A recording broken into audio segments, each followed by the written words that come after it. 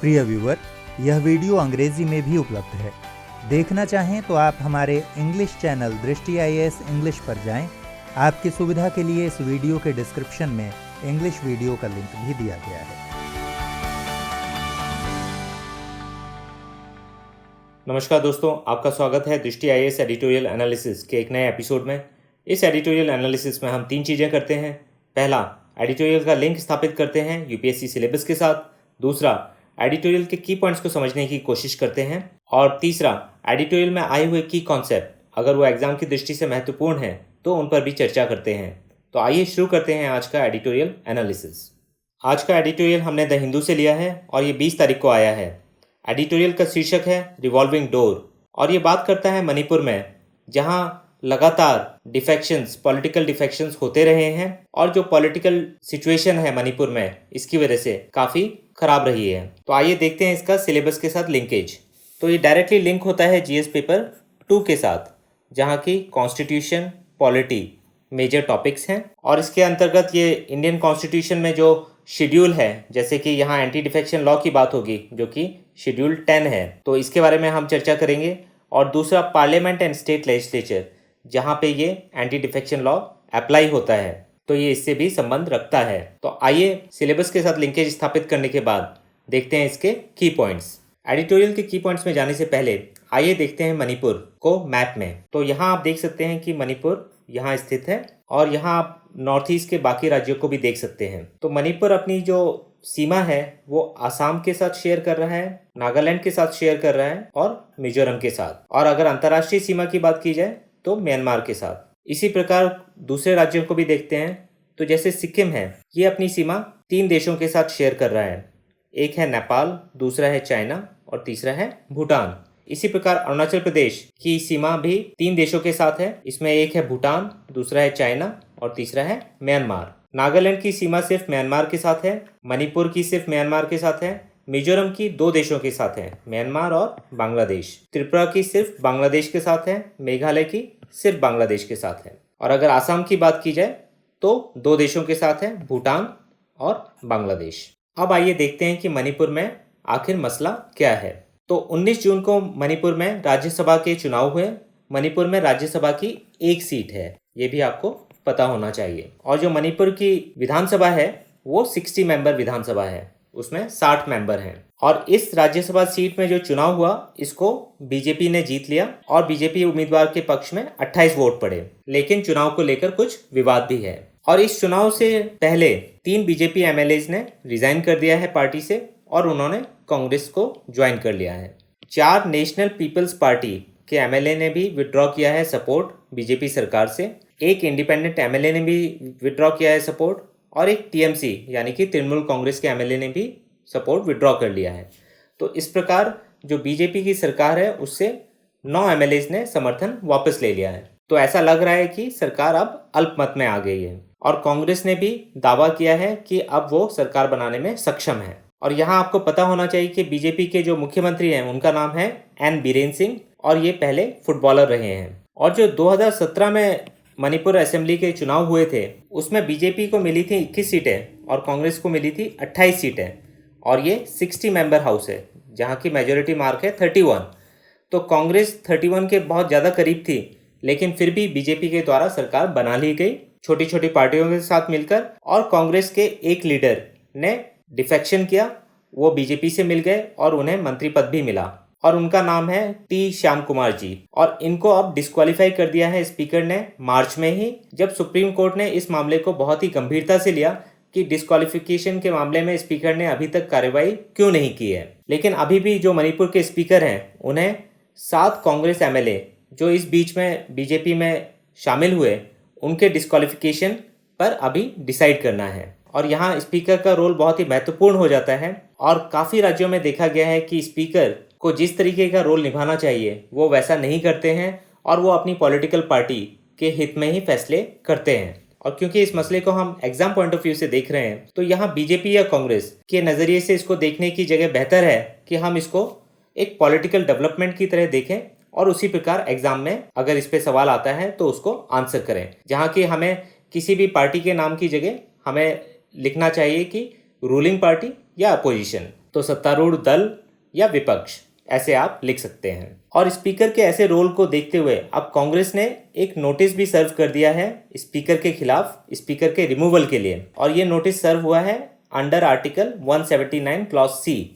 तो ये भी आपको पता होना चाहिए, ये प्रीलिम्स के हिसाब से एक महत्वपूर्ण जानकारी है। और जो आर्टिकल 179 सी है कॉन्स्टिट्यूशन का, उसके अनुसार स्पीकर या डिप्टी स्पीकर को उसके ऑफिस से हटाया जा सकता है एक रिजोल्यूशन पास करके असेंबली में, जो कि विधानसभा में उस समय की टोटल मेंबर्स की मेजोरिटी से पास होना चाहिए। तो अभी जैसे वो मणिपुर असेंबली की बात की जाए तो 59 मेंबर्स हैं, क्योंकि एक मेंबर को डिस्क्वालीफाई कर दिया गया है। और यहाँ ज्यादा बड़ा मुद्दा है एंटी डिफेक्शन कानून और उसका लगातार दुरुपयोग। तो आपने सुना होगा कि आया राम गया राम कल्चर है पॉलिटिक्स में, कि आज अगर कोई व्यक्ति एक पॉलिटिकल पार्टी में है तो कल वो दूसरी पार्टी में चला जाता है। और ये इतना आम हो गया है कि अब लोगों को ज्यादा फर्क भी नहीं पड़ता है। लेकिन ये आया राम गया राम फ्रेज आया 1967 के एक केस के बाद, जिसमें कि हरियाणा के एक एमएलए गयालाल, उन्होंने अपनी पॉलिटिकल पार्टी को एक ही दिन में 3 बार बदला। तो तब से ये आया राम गया राम फ्रेज काफी प्रचलन में आ गया है।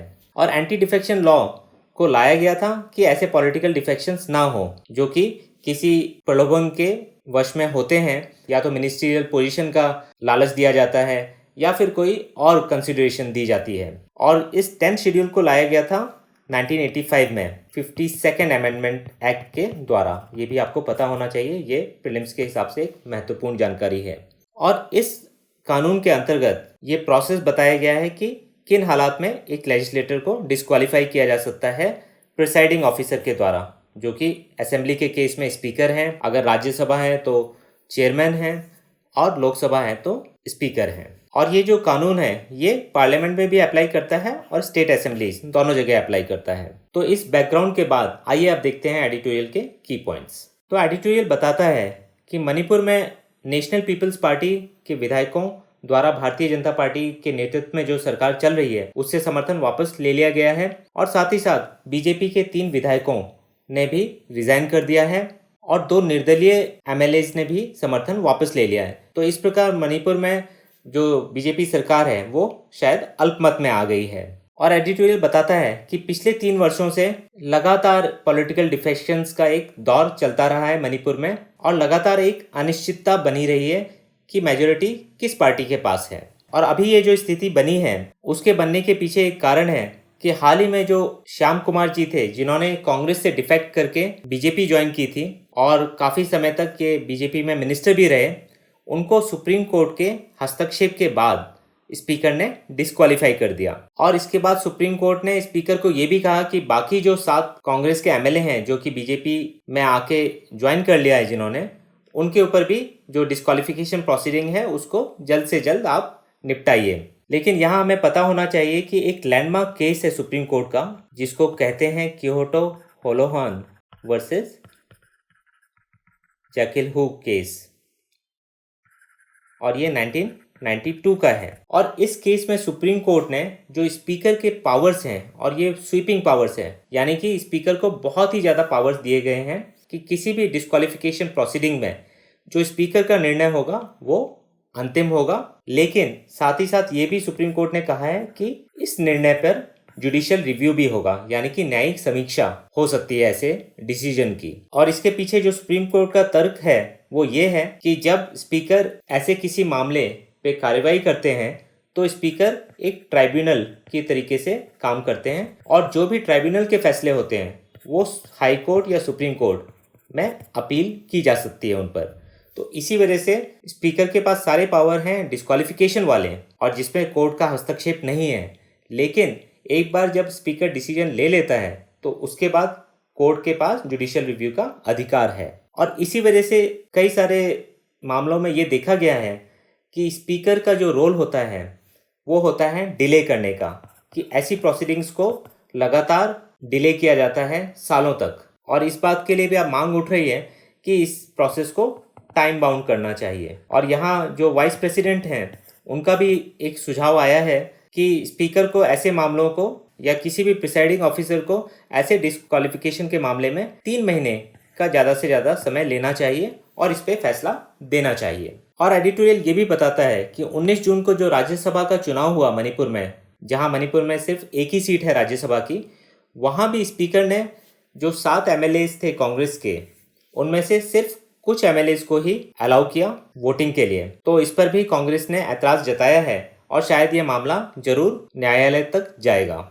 और आगे एडिटोरियल बात करता है कि मणिपुर में जो दल बदल की घटनाएं हुई हैं, ये कोई अनोखी घटना नहीं है अगर बाकी राज्यों को देखा जाए। हाल ही में कर्नाटक, मध्य प्रदेश और उससे पहले अरुणाचल और उत्तराखंड में भी ऐसे उदाहरण देखने को मिले हैं कि जहां पॉलिटिकल डिफेक्शंस हुए हैं और स्पीकर का रोल बहुत ही संदेह के घेरे में रहा है। और यहाँ फिर से ऐसी कोई बात नहीं है कि किसी एक पॉलिटिकल पार्टी के स्पीकर ने ही गलत तरीके से काम किया है।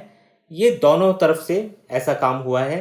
जो भी पार्टी सत्ता में है उसके स्पीकर ने हमेशा निष्पक्ष रूप से काम नहीं करने की जगह अपने पार्टी के हित को ही सर्वोपरि रखा है। और इसी वजह से ये मांग उठ रही है कि शायद अब ये पावर स्पीकर से लेके किसी और एजेंसी को देने चाहिए। और जो पॉलिटिकल डिफेक्शंस होते हैं वो ज़्यादातर मिनिस्टीरियल बर्थ या फाइनेंशियल गेन के लालच में किए जाते हैं। और जहाँ तक दल बदल कानून की बात है तो इसका फ़ायदा सभी ने उठाया है, स्पीकर ने भी और जो लेजिस्लेटर्स हैं उन्होंने भी।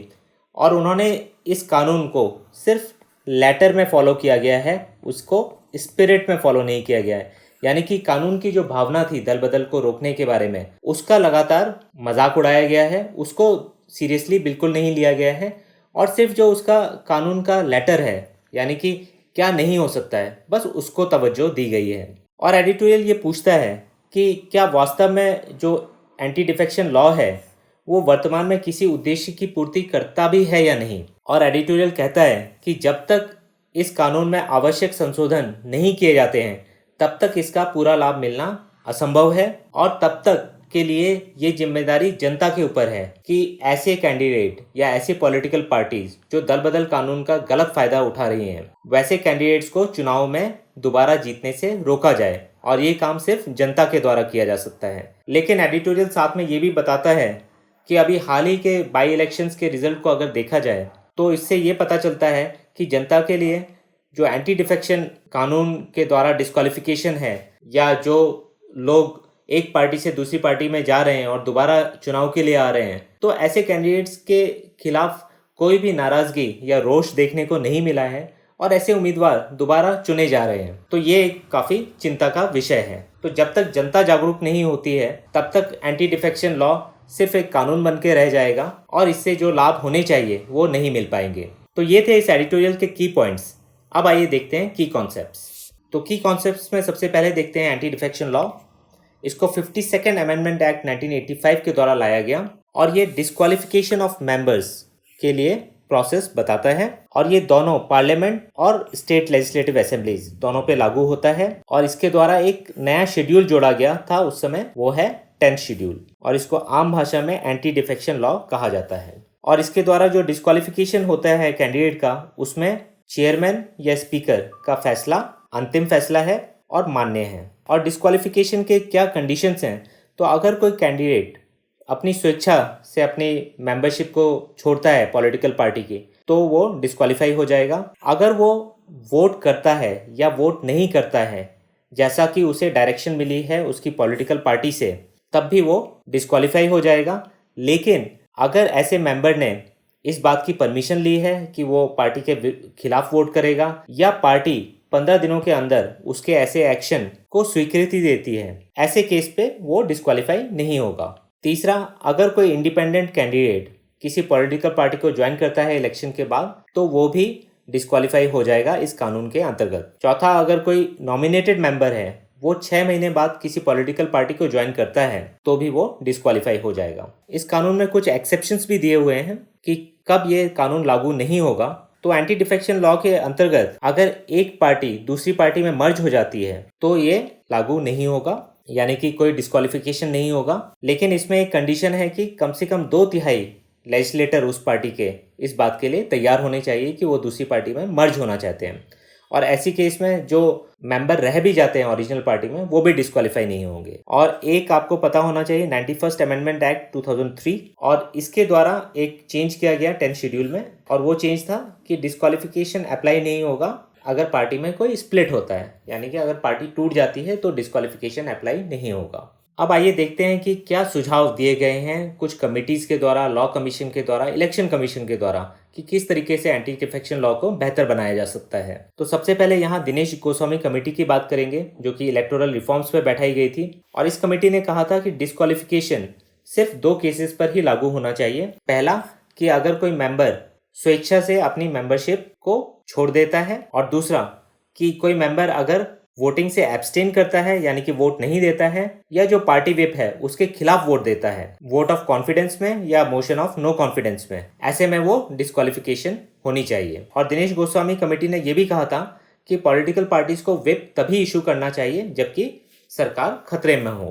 दूसरा इंपॉर्टेंट रिकमेंडेशन है लॉ कमीशन का, जिसने ये अपनी 170th रिपोर्ट में दिया, और उसने कहा कि जो प्रोविजन है जो स्प्लिट और मर्जर को डिस्क्वालिफिकेशन से एग्जेम्प्ट कर रहे हैं, यानी कि स्प्लिट और मर्जर पे ये डिस्क्वालिफिकेशन लागू नहीं हो रहा है, उसको हटा देना चाहिए। दूसरा, जो इलेक्शन से पहले पॉलिटिकल पार्टीज के अलायंस बनते हैं या फ्रंट बनते हैं, जैसे कि एनडीए हुआ, यूपीए हुआ, तो इनको भी पॉलिटिकल पार्टीज के तरीके से ही ट्रीट किया जाना चाहिए एंटी डिफेक्शन के लिए। तो यहाँ आप समझ सकते हैं कि जो महाराष्ट्र में हुआ और महाविकास अघाड़ी बनी, तो ऐसी चीज़ इसके द्वारा अलाउ नहीं होगी। ये सिर्फ एक एग्जाम्पल है, ऐसे कई सारे एग्जाम्पल हो सकते हैं। और पॉलिटिकल पार्टीज को व्हिप्स तभी इशू करनी चाहिए जबकि गवर्नमेंट डेंजर में हो। ये सुझाव दिनेश गोस्वामी कमेटी के सुझाव से मिलता है। और फाइनली इलेक्शन कमीशन ने जो सुझाव दिया है वो ये दिया है कि 10 शेड्यूल का जो डिसीजन है, 10 शेड्यूल के अंतर्गत जो अभी स्पीकर के द्वारा लिया जाता है, वो प्रेसिडेंट या गवर्नर के द्वारा लिया जाना चाहिए, और इस पे इलेक्शन कमीशन की सलाह पे ये डिसीजन होना चाहिए। और ये एक अच्छा सुझाव है, क्योंकि स्पीकर का रोल जो डिस्क्वालिफिकेशन प्रोसीडिंग्स में आज तक रहा है वो काफ़ी ज़्यादा बायस्ड रहा है, जबकि ये माना जाता है कि स्पीकर बनते ही जो व्यक्ति है उसको अपनी पॉलिटिकल पार्टी से डिस्टेंस मेंटेन करना चाहिए, और वो जब स्पीकर है तो वो किसी पार्टी का स्पीकर नहीं है, वो हाउस का स्पीकर है। लेकिन ये चीज़ प्रैक्टिकल में नहीं देखी जा रही है। तो आइए आप देखते हैं किस प्रकार के सवाल इससे पूछे जा सकते हैं प्रीलिम्स और मेंस में। तो प्रीलिम्स में आपसे पूछा जा सकता है एंटी डिफेक्शन लॉ के बारे में, 10 शेड्यूल के बारे में, मणिपुर में कितनी राज्यसभा की सीटें हैं, तो 1 सीट है। आपको 52nd अमेंडमेंट एक्ट 1985 जिसके द्वारा 10 शेड्यूल लाया गया उसके बारे में पता होना चाहिए। 91st अमेंडमेंट एक्ट 2003 जिसके द्वारा स्प्लिट को भी माना गया कि स्प्लिट के बाद डिस्क्वालिफिकेशन नहीं होगा, तो ये सब आपको पता होना चाहिए। स्पीकर के पावर्स एंटी डिफेक्शन लॉ के अंतर्गत, और जुडिशियल रिव्यू का स्कोप, यानी न्यायिक समीक्षा हो सकती है या नहीं हो सकती है, तो न्यायिक समीक्षा हो सकती है, जबकि ओरिजिनल कानून में ये लिखा गया था कि न्यायिक समीक्षा नहीं हो सकती है। तो ये भी आपको पता होना चाहिए, इस पर प्रश्न पूछा जा सकता है। और अगर मेंस की बात की जाए तो एंटी डिफेक्शन लॉ पे ऐसा सवाल आ सकता है कि क्या इसने अब अपनी उपयोगिता खो दी है और इसमें क्या सुधार लाने की ज़रूरत है। दूसरा सवाल इस तरीके से पूछा जा सकता है कि जो पॉलिटिकल बिहेवियर में, यानी कि जो लगातार पॉलिटिकल डिफेक्शंस हो रहे हैं, व्यक्ति एक पॉलिटिकल पार्टी से दूसरी पार्टी ज्वाइन कर रहा है और एक पार्टी के टिकट पे इलेक्शन जीता जा रहा है लेकिन दूसरी पार्टी के लिए वोटिंग की जा रही है, तो इस तरीके का जो पॉलिटिकल बिहेवियर में गिरावट देखने को मिल रही है, इसको कैसे रोका जा सकता है, तो इस पे भी आपके विचार बने हुए होने चाहिए। और अंत में आपसे ऐसा भी पूछा जा सकता है कि एंटी डिफेक्शन लॉ का जो कानून है, क्या वो freedom of speech and expression के खिलाफ जाता है अगर एमएलए के बात की जाए तो, क्योंकि इसमें ये सवाल उठता है कि एमएलए अपने स्वतंत्र इच्छा के अनुसार वोटिंग नहीं कर सकता है अगर पार्टी ने व्हिप जारी की हुई है। तो इस तरीके के सवाल पे भी आपको सोचना चाहिए। तो ये था आज के एडिटोरियल एनालिसिस में। फिर मिलेंगे एक नए एडिटोरियल के साथ। धन्यवाद।